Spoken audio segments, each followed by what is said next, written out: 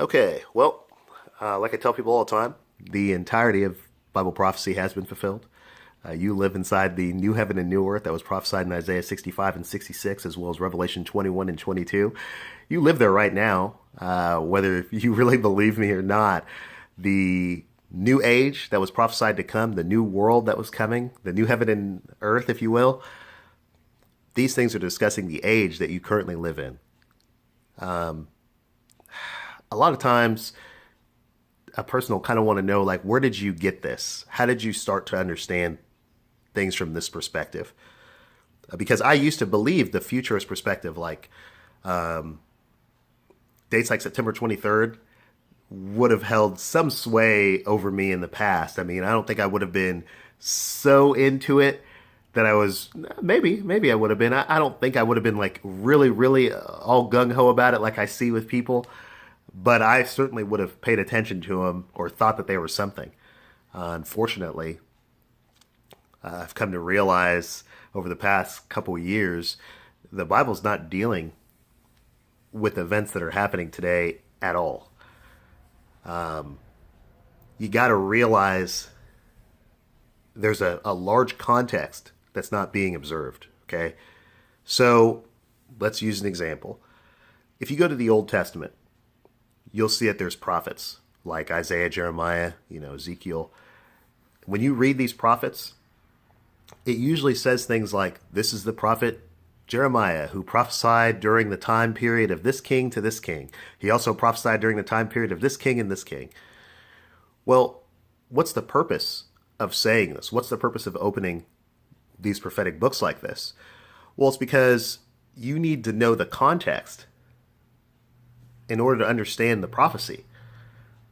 So they're telling you when this person prophesied, so that instead of reading all these prophecies loosely, you can read them according to the context of the events that's happening. Well, how do you do that?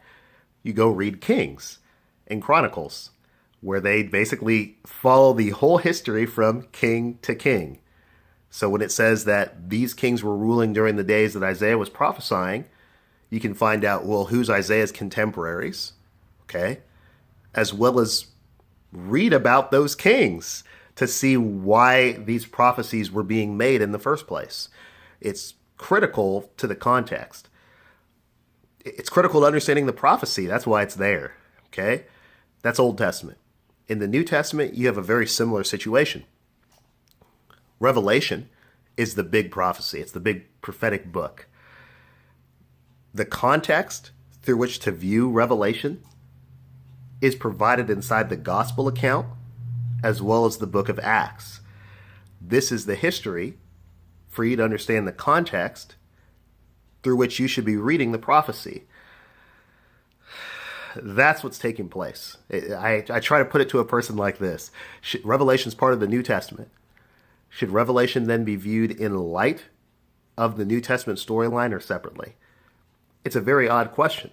It's pretty much a leading question because the only reasonable answer is yes. You should read it in light of the New Testament storyline. But you'll notice that's not what anyone does. Well, nearly anyone. Most everyone is reading. In order to see Revelation chapter 12 as being a sign taking place in 2017, you cannot be reading Revelation 12 in light of the storyline and the gospel account. Do you see what I'm saying? How did I come to see this? I started to pay attention to the when factor. When did they say this prophecy was going to take place? And there is no better person to look to as far as to determine when the prophecy is happening than Jesus himself. If you pay attention to the things Jesus says, you'll notice that his prophecies have a very strict time indicator there, extremely strict. He says in numerous instances, this generation shall not pass until all these things happen. All these things shall come upon this generation. Some of you standing here will not taste death until you see the Son of Man coming in his kingdom. Save yourselves from this wicked and untoward generation. That's Peter, actually, in Acts. The wicked and adulterous generation seeks after a sign. What generation was seeking after a sign? It was them. The wicked generation exists then. What really gets me about the situation is if we just back up and view the storyline of the whole Bible, They've been awaiting this guy to come, Jesus, for a while. Matthew chapter 1 opens up with a genealogy. Okay? The genealogy goes all the way back to Abraham, goes all the way down to the Messiah. And then they count the genealogy back by generations. 15 generations to this person, 15 generations to this event, 15 generations to this person. The purpose of a generation is to count a genealogy. The purpose of a genealogy is to track a bloodline. The final generation is the generation that includes the Messiah. That's why John the Baptist, Jesus, and the disciples are all part of the same generation. They are the ethnic remnant. God's always concerned about preserving a remnant. They are the remnant of ethnic Israel. It's being saved. The majority of ethnic Israel is wicked.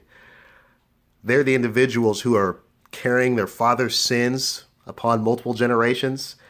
Jesus tells them, fill up the measure of your father's sin. They filled it in that generation by killing the followers of the Messiah. It's just remarkable to me that we that we miss this, because I missed it for a long time too. But I think it's incredible. Read the gospel account. I'm doing a reading of the gospel account right now, just trying to really solidify if this is the case. There is no other aggressor. There is no other aggressive force in the entirety of the New Testament storyline than the Jewish authority structure. When was the Jewish authority structure destroyed? 70 AD. They don't exist today. No generation of people is afforded the luxury, if you could call it the luxury, of being as wicked as that generation that was there when the Messiah lived. I mean, my goodness, these guys are some bad folks. They killed God, for crying out loud. They killed God. Paul blows my mind on a regular basis. This guy is incredible.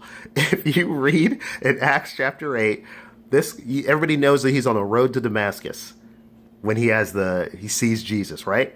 Has his whole life transformation. Everybody knows that story. Do you know why that guy is going to Damascus for? That guy got letters from the high priest to go to another place, Damascus, to go find people that are preaching the way, preaching about Jesus, take him and put him in jail, bring him to jail in Jerusalem. Can you believe this? What a persecuting force. Just unbelievable. The guy converts, right, from being a member of the synagogue of Satan, okay, converts over to believing in the Messiah, and what happens? The very people he's traveling with are trying to kill him. There's a time period where they say, we won't eat until he's dead. This is the satanic people, the group of the evil influence that's a dragon, for instance, in Revelation 12. This influence is destroyed in 70 AD. It's all imagery discussing the downfall of Jerusalem, the downfall of the satanic order, which is ethnic Israel's Jewish authority structure, the temple that they had in Jerusalem. It blows my mind sometimes, because the significance of the event already happening, it changes everything about the way we view the Bible, the way that we view even people in a lot of ways. And you start to realize that folks don't know. We're making stuff up. And then that doesn't happen. Then this other thing doesn't happen. The storyline's fulfilled. The events are done. You got to read the prophecy according to the context. You can't get over the fact that it's done. It's over. They used to have a physical temple in Jerusalem where they did sacrifices. It was the focal point of worship. Individuals prayed in that direction. Jesus says, neither in this mountain nor in Jerusalem where you worship the Father, meaning you'll be able to worship the Father anywhere in the entire world. It's a spiritual kingdom. It's done. The age that we left involved animal sacrifice in the worship to God. When was the last time that you did that? Never. You don't live in their age. You live in the new heaven and new earth that was prophesied. You got to pay attention to the phrase in this generation, or pay attention to the phrase that says that all these things will come upon this generation, or save yourselves from this wicked and untoward generation. Wicked and adulterous generation seeks after a sign. What generation is it? It's the generation that exists then. I've got the link at the bottom here. And yeah, that's it, guys. The event was in the past. How will we ever get past this? I don't know. What will we do when we get past it even? Who knows? But yeah, that's it, guys.